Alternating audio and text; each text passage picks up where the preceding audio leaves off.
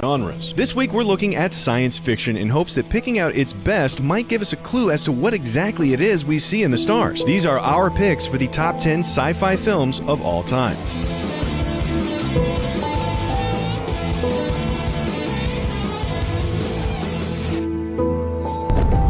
Of course, science fiction isn't all laser, snakes, and rocket juice. At its best, we've always thought that sci-fi was a genre of ideas, of speculation, of dreaming about what's next. And as our favorites emerged, we saw that they tended to convalesce around a handful of key thematic conflicts, sorting into categories more philosophically than otherwise. And for our first slot, we're looking at science fiction that examines how humanity might respond in the face of great scarcity, what it might look like to cling to species existence by a relative threat. It's not post-apocalypse, but boy, is it close.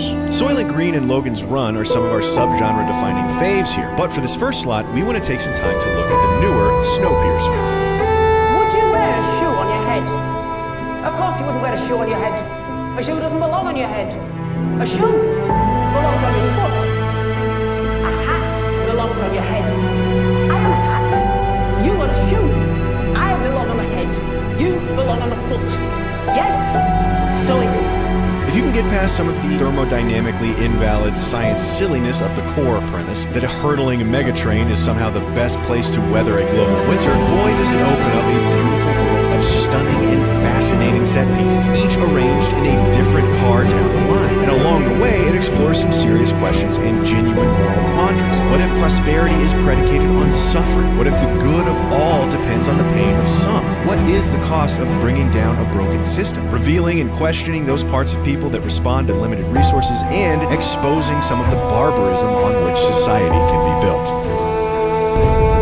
Of course, when things get a little bit worse, we have the science fiction film that examines how humanity responds in the face of its utter destruction, how we as humans and as a species face our own upcoming extinction, potential and preventable, certain and unavoidable, or nearly come to pass. It gives us a unique opportunity to reflect on how tenuous our relationship with our planet and existence really is. Some of our favorite films in this genre are the likes of Sunshine, Contagion, Andromeda Strain, The Road, and 12 Monkeys. However, we think Alfonso Cuarón really outdid himself with Children of Men.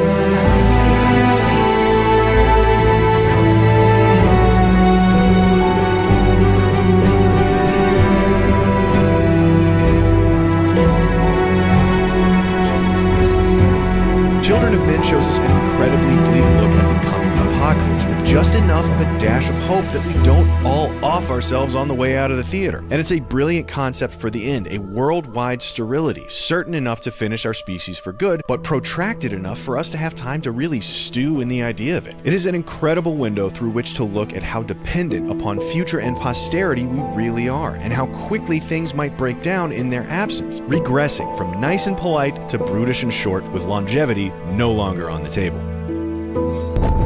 Of course, if we're talking sci-fi, at some point we're gonna run into aliens. And if we're looking at it from our philosophical perspective, one of our favorite ways to consider alien movies is to look at the human encounter experience. It offers a unique opportunity for us to look at ourselves as a community of humans, a species as a whole. With a new extraterrestrial player in the game, all of a sudden our in-group bickering can be cast aside. Or not. We love Close Encounters of the Third Kind, the original Day the Earth Stood Still, and the lesser-known rad indie Another Earth. However, for our third pick, we've got to get us some contact.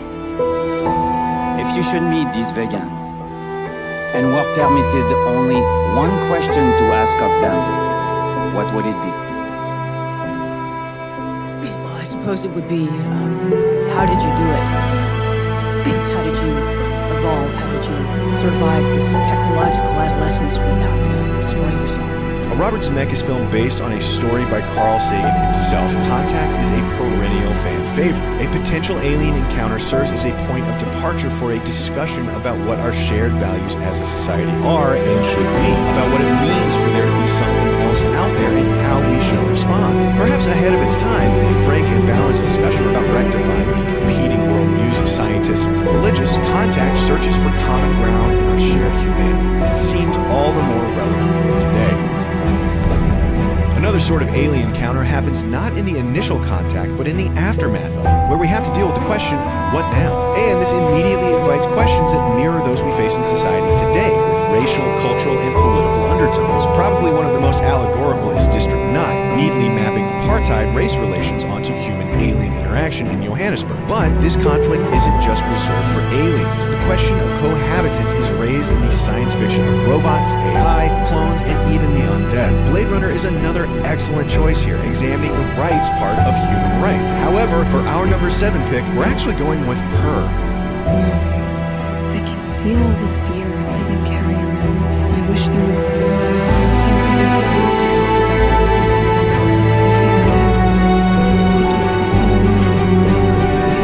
In an increasingly fascinating artificial intelligence genre that is taking more and more complex and realistic looks at what thinking and learning and self-improving machines might unleash upon our world and society, Her is brave enough to almost entirely ignore those questions in favor of what it might unleash upon our emotions. Her explores our fragile human limitations not in intelligence, but in codependency and attachment and emotional need. It is a deeply human look at what the future might hold and what innate features of ourselves might hold us back. Not just our inability to calculate pi to the billionth decimal, but in fact those very inner fragilities that make us human.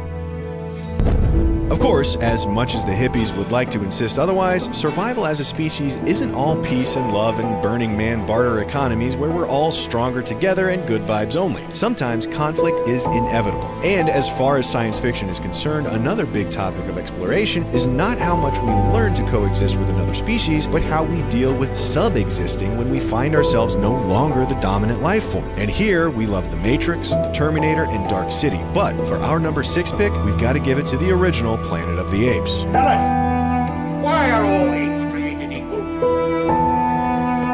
Some apes, it seems, are more equal than others. Planet of the Apes is science fiction near its boldest and most socially relevant, exploring mankind at the bottom of the totem pole, making a broad, if not deep, foray into the social consequences of it all. And there's an empathy and self-awareness underlying it. It considers our historical role, especially as colonialists and conquistadors, and inverts asking us to walk a mile in the shoes of the oppressed, interrogating our own ethics in the process. Does it lose some credibility in the broadness of its strokes? Sure.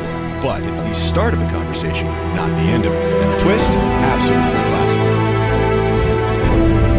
A lot of science fiction preoccupies itself with exploring future technology, the advantages, the wonder, the possibilities, but also the risks and the danger. And one of the most interesting ways it does this is by examining the interposing deficiencies that may lie latent within. Some of our favorite examples of this about The Prestige, which we think is his finest sci-fi film to date. Nothing is impossible, Mr. Angie. What do you want to stage there?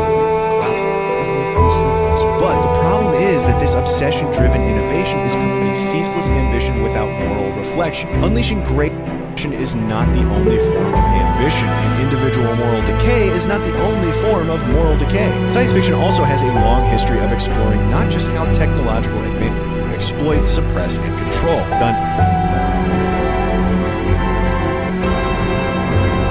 Far future society of fleshy machines and genre ever it is booked. Human progress at scale, science and technology might alter the very core human experience. What would happen if we could enhance that one deeply unique human feature that is consciousness? This is limitless, expandable. You can start sharing memories, but for our number 3 pick, we're going with what might happen if you could start to erase them with eternal sunshine on the spotless mind. This is a hoax, right? This is Clinton. I assure you, no. There's no such thing as this. Look, our file, and she wanted to move on. We provide that possibility. Been developed that can erase memory, marketed to help let go of the pain after a breakup, and much like Her does with artificial by relief, revealing that which is deeply human by examining like we're heading in order to reveal exactly where we are. Closing in at number 2, there's another sort of cautionary tale. Not of our future advancements unlocking a part of our collective personalities that turns nasty, but of the future itself, more recently The Host, or Akira, or Jurassic Park. And for our penultimate pick, it's Stalker. Что же это было? I did. film. A guide leads two men the space-time. There, they seek a room that is said to grant its noble less than a decade later. And again, we see a science fiction conceit turning us not towards the future, but inside, towards desire and ambition, and a search for... And finally, for our top pick, we're also looking at science fiction that puts it all together, unhinges its jaw and attempts to swallow the entirety of the future of humanity in one gulp. And for our pick, you've probably already guessed it. We're not distinguishing ourselves as unique list makers on this one. No, for our top pick, we're shocking all of nobody by going with 2001: A Space Odyssey. Because sometimes, if it ain't broke, you really don't need to fix it.